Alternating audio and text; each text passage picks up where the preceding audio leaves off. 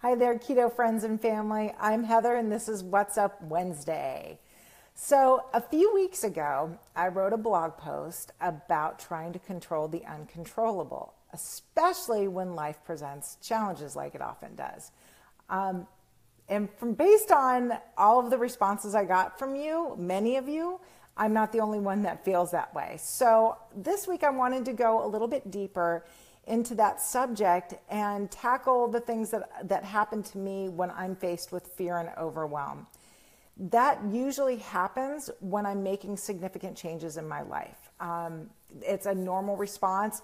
Growth is scary. It's sometimes painful, and that can trigger the fear response, the overwhelm, the desire to shut down when that happens. The trick is actually staying in that lane of just pushing to get past that, and the other side is all the stuff that you want, which are the changes to stick and last. But what do you do, or when you're faced with something like that? Well, I can tell you, just after the last couple of weeks of having so many things kind of come at me at once, different challenges presenting themselves, it's been definitely a time of fast forward and growth for me. And my old self wants to pop up. Like the new self knows that, it takes, shining the light and the fear and actually recognizing it and working through it to grow through it, to actually conquer it. But my initial response still is to pretend like it's not there. Pretend like the fear and the overwhelm is not real, that everything's fine. I put my I'm fine face on. People, especially people close to me, like my husband, my sister, I don't have a great poker face, so they can tell that there's something wrong when I'm struggling.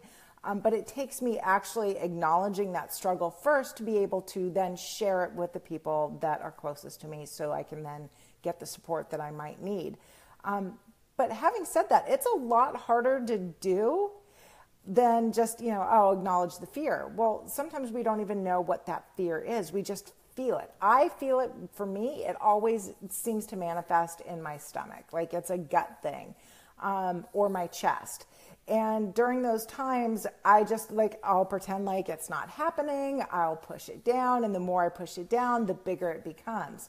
The minute that I can stop that insanity and stop the, I don't need to be scared, and rationalizing the fear away, but recognizing it and taking a moment to acknowledge it and acknowledge that I'm feeling scared or overwhelmed or just out of sorts. It takes that moment and that acknowledgement for me to then be able to turn to my sister or my husband or many of my tribe members to say, hey, you know what? I'm feeling a little out of sorts. I'm, working through some stuff.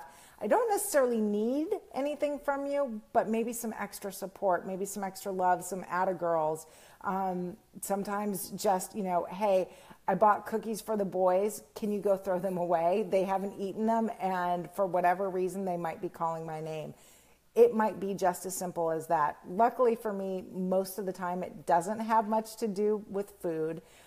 It's more of the spiritual and mental growth that I seem to really kind of struggle with right now, or has been presenting challenges for me, let's say. Not struggle. That's really been more of presenting challenges. The struggle happens when I refuse to recognize that there's something going on.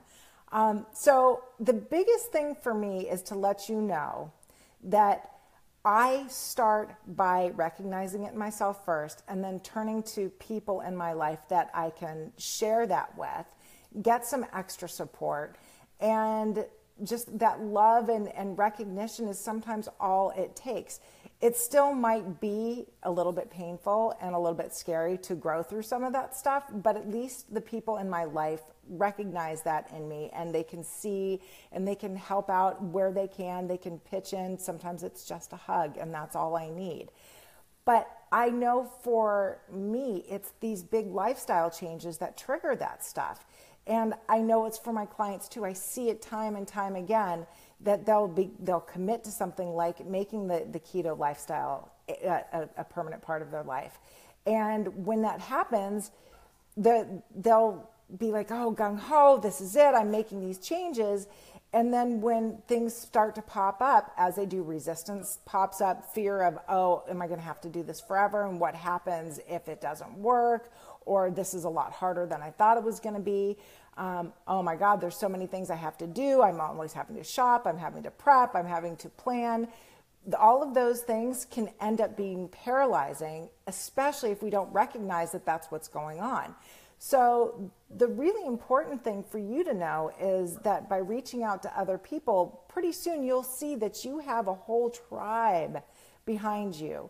You have at least one person in your life that could be able to look at you and recognize the struggle, and somebody that you can share that with. If you don't, I am here. But my first real point is to really get that struggle out to the people closest to you. Reach out to them first, then start spreading the word to the people around you, to build your tribe around you, to say, hey, you know what, I need a little extra support right now. Reach out to me. Pretty soon you'll find that there are a whole lot more people in your corner than you probably even know at any given moment. There's probably people that are cheering you on, that recognize that you might be struggling even long before you even recognize that struggle in yourself. So taking the time to reach out to people after you've acknowledged the fear or overwhelm in your life as you proceed to make these changes is the best way to shine the light into that fear and overwhelm. The minute you recognize the fear and the overwhelm, that light's been shown on it. You can't hide from it anymore. You can't pretend like it's going to go away. Fear has a hard time living in the light. And that is what I really encourage you to do, is go ahead and shed that light on the scary parts of yourself. Share those scary parts with yourself, with other people. The more that we share and the more real we get with each other, the happier we can be. I know if I'm walking around with an I'm fine face on, and meanwhile on the inside I feel like I'm hanging on by a string and might lose it at any moment, I'm not doing my family any favors. I'm definitely not doing myself any favors. So this week it's about building your tribe. Who are the people closest to you that you can reach out to and say you need a little bit of help if you're making these lifestyle changes, whether it be implementing the keto lifestyle, whether it be spiritual, mental growth, physical, like you're out there trying to work out, making these workout changes, whatever it is that you're working on, you will come to a point where you hit some resistance. And if you already know who those people are in your tribe that you're going to reach out to, it'll make this process so much easier. So I'm here. I'm part of the tribe. If you're struggling with something right now, you can reach out to me. You can email me. You can message me. You can go on to itstartswithafood.com. Leave a message on the blog post. You can always email me at heather@itstartswithafood.com. I'll be happy to respond to you. I'm here. I'm part of your tribe. But my suggestion is reach out to the people closest to you first, and then I'll be happy to support you in any way I can. Until next Wednesday, I hope that light's been shown into the darkest parts and you're feeling a little bit freer and ready to go to the next phase of growth. And talk to you next Wednesday. Take care.